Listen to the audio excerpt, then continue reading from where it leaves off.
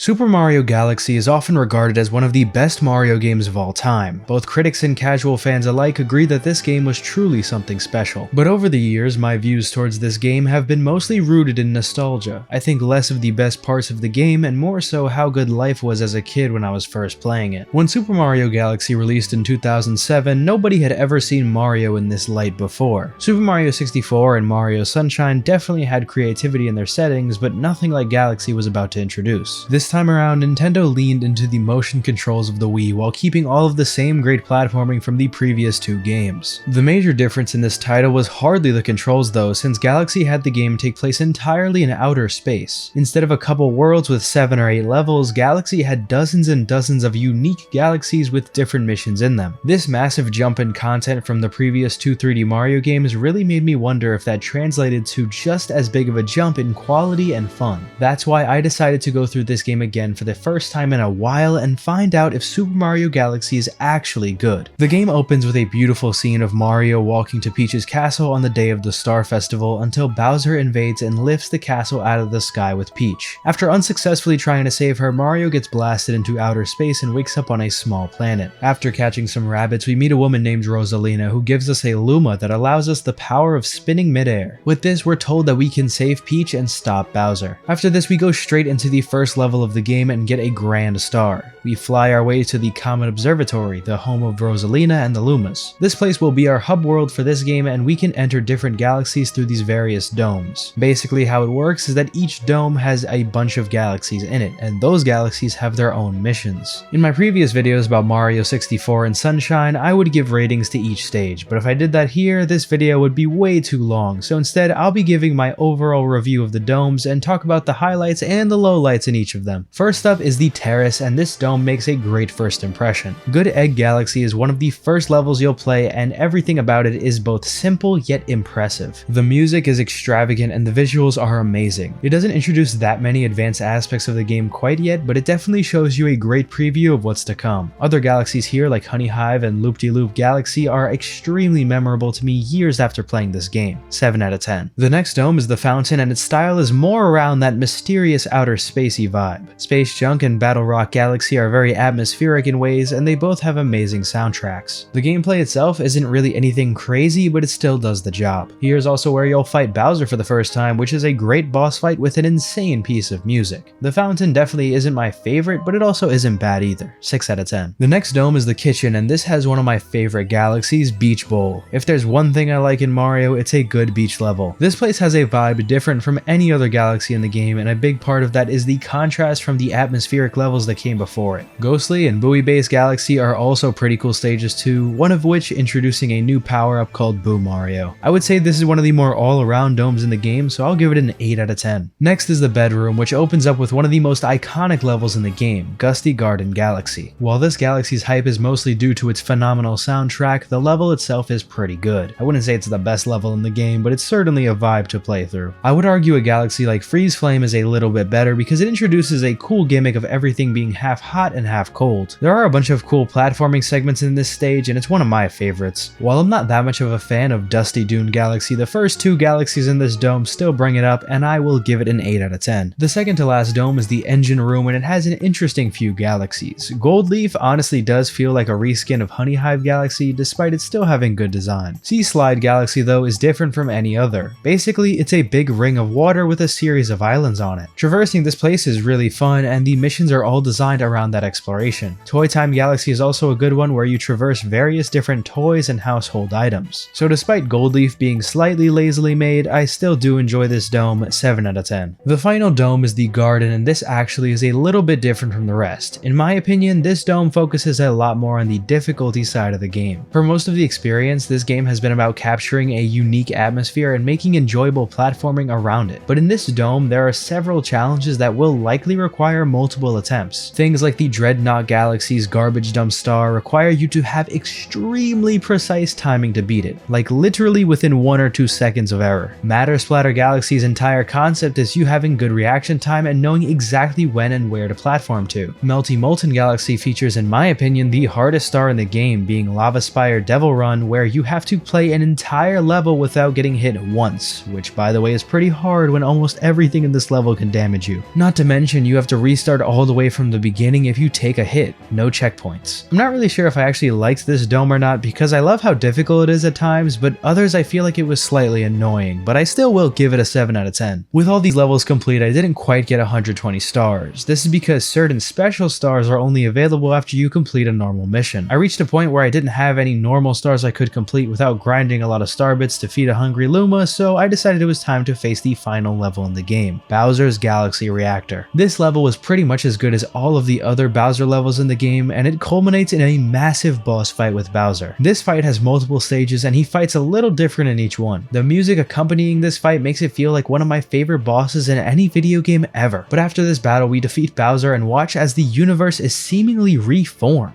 This was kind of a shock to see, but the galaxy turns into a black hole, then all of the Lumas start jumping into it and it turns into a big bang. This is probably the least Mario related thing I've ever seen in a Mario game, but anyway, we're sent back to the day of the Star Festival and everyone's happy. With the game complete, the average rating of the domes is about 7 out of 10. Despite this rating, I would definitely rate the overall experience of the game higher. I think this game suffers from the same problem almost any Mario game does, ups and downs. However, I think Galaxy handles its downs a lot better than the others. Not only are these lulls in gameplay a lot less frequent than the other two 3D Mario games beforehand, but they're not even that bad in the first place. Like, the worst things that happen in Galaxy revolve more around being a little boring than actually being bad. 64 and Sunshine had genuine technical issues at times that made certain levels just not fun to play. In Galaxy, maybe I'll get a little bored now and again because the star isn't that engaging. I will say though, Galaxy has some super high highs. It will have you multiple times throughout the game just kind of sit there and sink in the atmosphere. Whether it's the music or just the visuals, Galaxy does its best to make itself memorable. As for the gameplay itself though, what did Galaxy bring to the table? Well, it changed the movement system quite a bit. It brought back the long jump from 64 and a bunch of Mario's other moves, but the way they feel is a lot different. For example, the side flip is incredibly unresponsive in Galaxy. Comparing that to Sunshine where it was super snappy, I actually didn't like it that much. You really have to get a big running start to do the side flip, which kind of makes the move useless. Mario's overall moveset is very floaty now too. I get that it kind of has to be that way because he's in space, but I don't know, it still would have felt better to have Sunshine's movement in a lot of scenarios. Of course, the spin is a major attraction here though, and I'm a big fan of it too. Making a good course correcting move in a platformer is important, and I think the spin is up there with some of the best. It essentially does the same thing as Mario's kick in 64, but it's a lot more flashy and it fits well with the vibe. Spinning also allows you to interact with the world in different ways. For example, certain enemies will drop star bits instead of coins if you spin into them instead of stomping on them. In other scenarios, spinning is a mandatory mechanic that helps you navigate planets. After completing a task, the satisfaction of spinning into that launch star is like no other. The last major aspect of Mario's movement doesn't even have to do with Mario himself. Instead, it's about the gravity mechanic of the planets. I absolutely love this feature because it reminds you of where you are, space. Gravity isn't going to work the same way it does on Earth, and the game tries to incorporate that heavily into its gameplay. When you're on a tiny planet, you can long jump and basically start orbiting it, but when you're on a massive planet, the gravity is completely normal. Overall, Super Mario Galaxy's moveset doesn't have that same appeal like I felt Mario Sunshine's had, but it fits this game really well, and that's what's important. One big point I have to talk about in this video though is how incredibly packed this game is with content, especially compared to 64 and Sunshine. If you can remember, those two games had a lot of filler content. Sure, there was 120 stars, but over half of those were either 100 coin stars or reused ideas from other levels. In Galaxy, it's basically the opposite of that. There aren't any 100 coin or blue coin shines, and reused ideas are kept at a minimum. There are so many different galaxies to explore, each of which having their own little narratives as you play through the missions. Collecting 120 shines in this game takes significantly longer than the other two games because of this, and I'm glad it's like this. 3D Mario is too important of a franchise to start cutting corners and rehashing content just to say there are 120 stars. Nintendo obviously took Galaxy a lot more seriously than the other two games, from the music being literally one of the best soundtracks in all of gaming, to the level design being some of the most creative work they've ever done. Galaxy is truly one of the most complete Mario games. And hey, you can even play through the entire game again as Luigi. So, is Super Mario Galaxy actually good? Absolutely, and I personally believe that out of this first trilogy of 3D Mario games, Galaxy is the best in terms of the all-around experience. There's just so much to do here, and I think it really changed how people viewed the 3D Mario franchise as a whole. After Galaxy, people were expecting every game to be just as immersive and atmospheric. And sure, games like Super Mario Galaxy 2 and Super Mario Odyssey might have improved and even surpassed Galaxies in some aspects, but things like flying around with the Red Star in the Comet Observatory or reading Rosalina's storybook bring a different kind of aura that no other Mario game does. The amount of innovation with things like music, visuals, and story puts Galaxy a tier above the rest. Super Mario Galaxy was one of my first games I had ever played, and now I can say that nostalgia I have for it is absolutely justified.